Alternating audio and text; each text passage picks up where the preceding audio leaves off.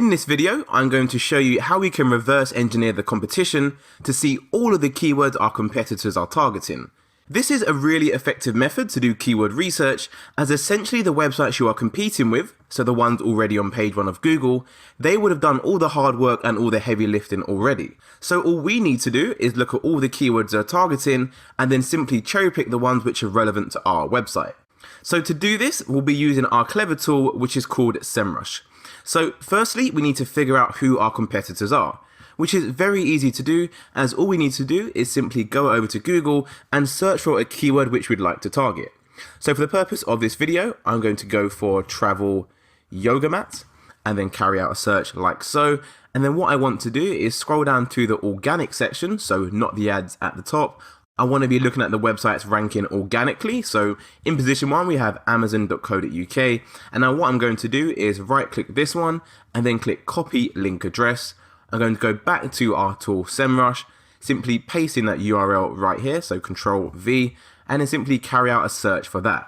Now what SEMrush is going to do is going to return tons of data all about this URL, including all the keywords that this page appears for in Google. So once the page has loaded, you want to scroll down to where it says organic research, and then under that look at top organic keywords. So these are all the keywords that this specific page, which was the Amazon page, appears for in Google. So let's go ahead and click view details to look at all of those 17 keywords. And just like that, we can now see all 17 keywords: best travel yoga mat, Finnish yoga mat, foldable yoga mat, best travel yoga mat Australia, which is a quite interesting keyword. So what I like to do from here is simply export all of these keywords and get them added to our keyword research template. Now, as there's only 17 keywords, we actually don't need to go ahead and add any filters. So you can obviously add filters and tell SEMrush to only show you the keywords that have a specific amount of monthly searches. However, as there's only 17, it's very easy to manage. So I'm not going to go ahead and do that. I'm simply going to go ahead and export all of these keywords. So let's go ahead and click export. Make sure we have all selected and then go for Excel. So once you open the spreadsheet, it's going to look something pretty similar to this. Again, SEMrush gives you a lot of information in this spreadsheet. However, we only need 2 of the columns, which is going to be column A, which is the actual keyword we are looking at, and it's going to be column D, which is a monthly search volume. So let's go ahead and delete all these other columns as they are not relevant. Like so, we'll delete position, we do not need that one, and we'll delete the position or previous position, we don't need that either. So now we've got our keyword and we've got our monthly search volume. So these are all keywords to do with travel yoga mats. So what we are going to do is simply copy all of these keywords and the search volume and go over to our keyword research template. Make sure we're on our travel tab and then simply paste in these keywords. Now, as you can see, initially we had 8 different keywords and we've now added another, was it 17 different keywords. So it just goes to show that you do not want to be using just one method for keyword research. To find all of the keywords that are relevant to your website and your industry, you need to be using multiple keyword research processes, just like I'm showing you in this course. So let's actually go back to Google and take another website from page 1 and rinse and repeat the process. So we've done Amazon already, which is the top of Google organically.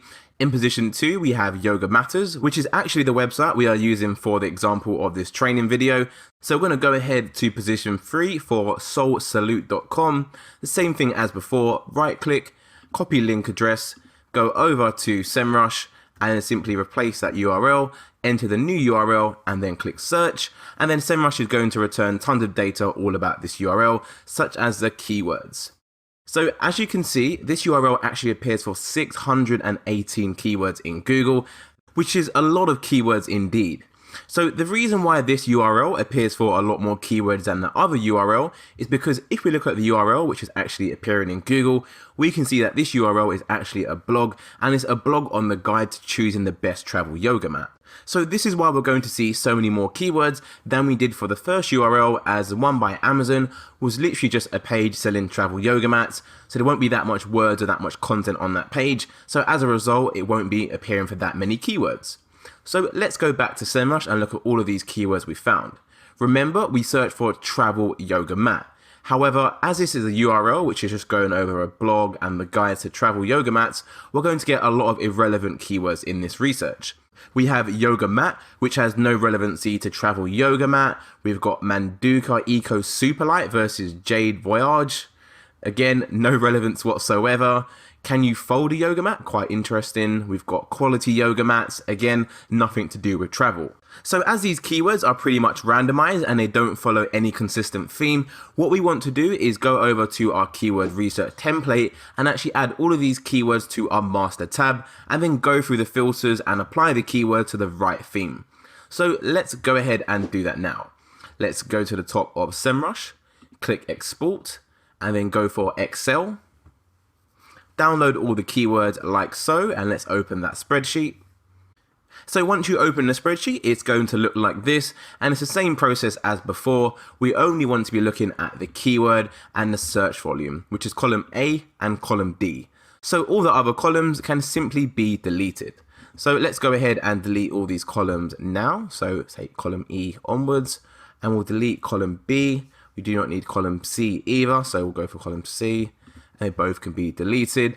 And now we have our keyword and our search volume. So let's go ahead and copy all of these keywords over to our keyword research template. So I believe that is all the keywords. So I'm going to do a Control C, go over to my keyword research template, ensure I am on the master tab, and then simply paste in all of these keywords like so. So once I've added the keywords over to my master tab, what I want to do is go and filter through these keywords and see if I can find any keywords that have any of these themes. So I've got towel and I've got travel. So as we just carried out a search for the keyword of travel yoga mats, I'm going to make that my first theme. So all I want to do is simply go to this drop down arrow right here under the word keyword. And what I want to do is where it says chooses one, I want to go for contains and simply put in the word travel. Now what this is going to do is going to show me all of the keywords that contain the word travel, i.e. the keywords which are relevant to the travel theme.